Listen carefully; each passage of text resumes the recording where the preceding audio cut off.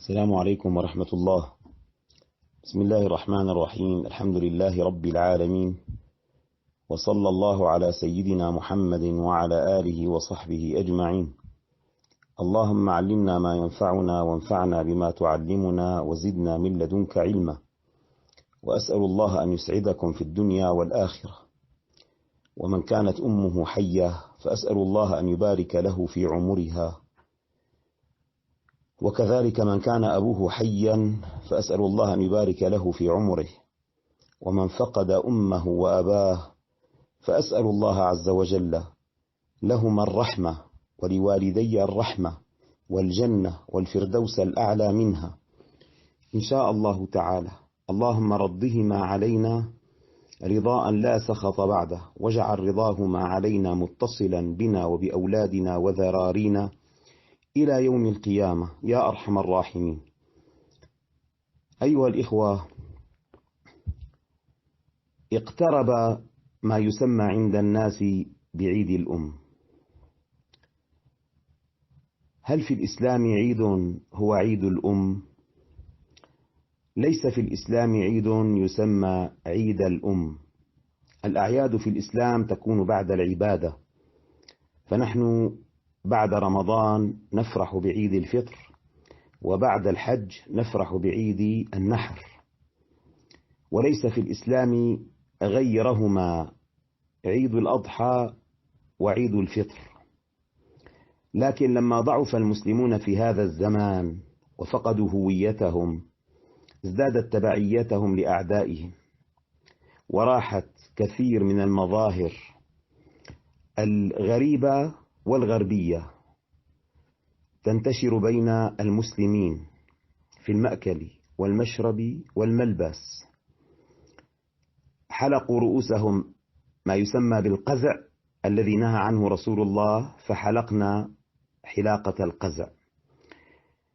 لبسوا الضيق فلبسنا الضيق، لبسوا الممزق فلبسنا الممزق، لبسوا الكاحت فلبسنا الكاحت. اخترعوا عيد الأم فقلدناهم فيه، واخترعوا عيد الطفل فقلدناهم فيه، واخترعوا عيد الحب فقلدناهم فيه. ولا حول ولا قوة إلا بالله العلي العظيم. وهذا دليل على فقدان الهوية، هذا دليل على أن هذه الأمة فقدت هويتها بشكل عام، إلا طبعا أستثني الأشخاص الذين ما زالوا بفضل الله متمسكين بدينهم. ما معنى فقدان الهوية أيها الإخوة؟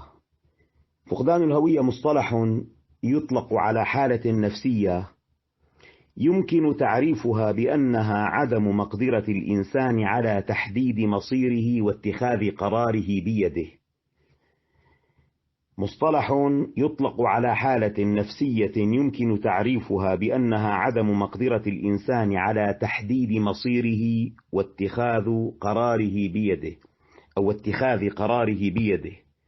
نحن وقعنا في هذا المصطلح تماما، فصرنا مقلدين إلى درجة كما قلت قلدناهم في المأكل والمشرب والملبس، وهذا كله منهي عنه في شرعنا.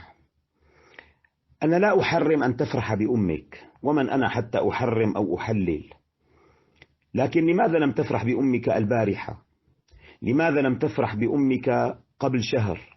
لماذا لم تجتمع مع إخوتك وتقيم فرحا بأمك؟ بارك الله لك بها، ورحم الله أمي وأبي رحمة واسعة، ورحم الله آباءكم وأمهاتكم. لماذا ننتظر الغرب حتى يعطينا الوقت الذي نفرح فيه بأمهاتنا؟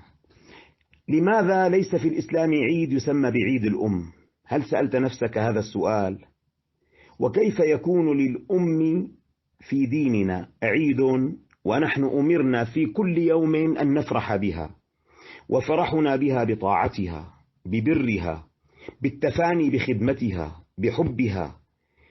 أنتم تعلمون أيها الإخوة أن بر الوالدين في القرآن وفي السنة ذكر في مواضع كثيرة في مواضع كثيرة أكثر من أن تحصر.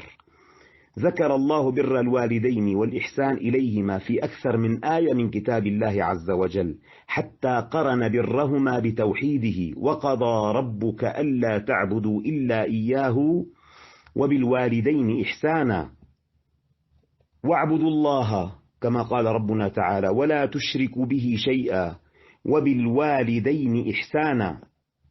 هذا العيد اختراع غربي، نحن أبعد ما نكون عن تقليدهم، لأن النبي صلى الله عليه وسلم نهانا فقال: من أحدث في أمرنا هذا ما ليس منه فهو رد. اخترعوا هذا العيد لأن الولد لا يرى أمه إلا في هذا اليوم، هذا إن رآها. الرئيس الأمريكي الأسبق بيل كلينتون كان في الطائرة عندما أرسلوا إليه أن أمه في المستشفى، لم يبالي بذلك. صديقي أحد الدعاة في أوكرانيا سكن في بناء وتعرف هناك على امرأة عجوز، فصار يعطف عليها ويحسن إليها. قالت له: لم أرى هذا من بنتي في يوم من الأيام. صديقي الآخر في لندن ذهب يدرس هناك، تعرف أيضا على امرأة عجوز ورجل عجوز، فكان يتفانى بخدمتها. قالت له: أنا أرى أمرا عجبا، أنا ابني منذ سنة لم أره في هذا البيت. لذلك اخترعوا هذا اليوم، صاروا يأتوا فيه بالهدايا، يريدون أن يمنوا على آبائهم وعلى أمهاتهم. هل نقلدهم في ذلك؟ ونحن كما قلت أمرنا بفضل الله تبارك وتعالى أن نتعبد الله بطاعتهم، أن نتعبد الله ببرهم أو ببرهما. جاء رجل إلى النبي صلى الله عليه وسلم وأنتم تعلمون كما رواه الطبراني رحمه الله تعالى، قال: يا رسول الله إني أريد الجهاد في سبيل الله. قبل أن أتمم الحديث الذي تحفظونه جميعا: أي الأعمال أحب إلى الله يا رسول الله؟ قال: الجهاد في سبيل الله. قلت: ثم أي؟ قال: الصلاة على وقتها. قلت: ثم أي؟ قال: بر الوالدين. جاء رجل إلى النبي صلى الله عليه وسلم يقول: يا رسول الله إني أريد الجهاد في سبيل الله. فقال له رسول الله صلى الله عليه وسلم: أمك حية؟ يعني أمك حية موجودة عايشة؟ قلت: نعم. قال عليه الصلاة والسلام: إلزم قدميها فثم الجنة. يعني أنت تريد من الجهاد في سبيل الله أن تدخل الجنة. قال: إلزم قدميها فثم الجنة. الله أكبر. وهذا الرجل الذي جاء يريد الجهاد في سبيل الله فسأله رسول الله صلى الله عليه وسلم عن أبويه أحيانهما؟ فقال: نعم. فقال له عليه الصلاة والسلام: ففيهما فجاهد. أنت لا تذهب معنا إلى أرض المعركة، أنت تجاهد بطاعتك لأمك وأبيك، أنت تجاهد ببرهما. قال: يا رسول الله طفت بالبيت 7 وأمي على ظهري، هل أديت حقها؟ قال: ولا زفرة من زفراتها، يعني ولا ألم طلقة حين وضعتك في هذه الدنيا. قال رجل لسيدنا عمر رضي الله عنه: إن أمي لا تقضي حاجتها إلا وظهري مطية لها، يعني بيحملها كأنها تجلس على الكرسي لتقضي حاجتها، لأنه ما كان عندهم هذه الأدوات المتوفرة لدينا اليوم. أمي لا تقضي حاجتها إلا وظهري مطية لها، فهل أديت حقها؟ فقال له سيدنا عمر رضي الله عنه: لعلك أديتها زفرة من زفراتها. هذا هو عيد الأم عندنا، هذا هو يوم الأم، هذه هي الفرحة بالأم، بطاعتها، ببرها، بالإحسان إليها. ما عندنا شيء في الشريعة اسمه مأوى العجزة. أنا مسؤول عن أمي وأبي رحمهما الله تعالى، وأسأل الله أن يجعلهما من أهل الجنة، مسؤول عنهما حتى لقيا الله تبارك وتعالى. أنت مسؤول عن أمك وأبيك حتى يلقيا الله تبارك وتعالى. حتى هذا الذي سميته مأوى العجز هذا فكرة غربية يا أخواننا، ما عندنا في الشريعة مأوى العجز. أنا مسؤول عن أمي وأبي حتى أموت أو يموتا. فأي فرح، أي عيد للأم نقوم به؟ ما في عندنا عيد الأم. كما قلت أرجو أن لا تنشروا عن لساني إلا الصدق والحق. أنا لا أمنع أن تفرح بأمك وبأبيك وبكليهما، افرح بهما كل يوم يا أخي، لكن لا تقلد الغرب وتساوي لي يوم 21 آذار هو يوم عيد الأم وتجيب لأمك الهدايا وتضحك عليها. هذا هو الأصل. في كل يوم افرح بأمك وفي كل يوم افرح بأبوك. طيب ليش الأب ما له عيد؟ مثال أسأل، ليش الأب ما له عيد؟ أرأيت أننا نتبعهم فيك كما قال عليه الصلاة والسلام: لتتبعن سنن الذين من قبلكم القذة بالقذة وشبرا بشبر وذراعا بذراع حتى إذا دخلوا جحر ضب دخلتموه وراءهم. إلى هذه الدرجة يا أخواننا. لذلك أخي لا تساوي شيء بعد بكرة ولا اللي بعده، معلش أجلوها، قربوها أو بعدوها، وكما قلت احتفلوا بأمكم في كل يوم. وهدول الناس اللي بدهم يعملوا احتفال ويشعلوا الشموع ويجيبوا الأكلات الطيبة ويجيبوا الجاتو وأمثاله، طيب هؤلاء هل نسوا الأمهات اللواتي فقدن أبناءهن؟ من يحتفل بهن هؤلاء؟ وهؤلاء الذين يريدون أن يفرحوا بعد أيام بعيد الأم، هل نسوا الأبناء الذين فقدوا أمهاتهم والذين طاحت بهم رحى الحرب هنا وهناك؟ وين قول النبي عليه الصلاة والسلام: مثل المسلمين في توادهم وتراحمهم وتعاطفهم مثل الجسد الواحد إذا اشتكى منه عضو تداعى له سائر الجسد بالحمى والسهر. لذلك يا إخواني الله يبارك فيكم، هناك أيتام ليس لديهم أمهات وليس لديهم آباء ليفرحوا بهم، وهناك أمهات ليس لديهم أبناء ليفرحوا بهن، فاتقوا الله في هؤلاء الأمهات واتقوا الله في هؤلاء الأبناء وتوبوا إلى الله عز وجل.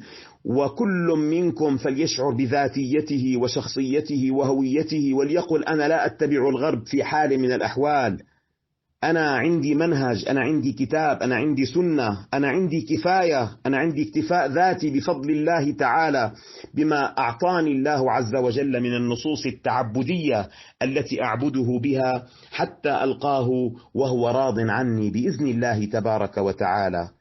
أسأل الله تبارك وتعالى أن يفرج عن الشام وأهله وعن هذا البلد وأهله، ليس عن الشام فقط، أن يفرج عن سوريا وأهلها قريبا غير بعيد وعاما غير خاص وعاجلا غير آجل، وأن يجبر بخاطر الثكالى من الأمهات، وأن يجبر بخاطر الأيتام من الأطفال، إنه ولي ذلك والقادر عليه.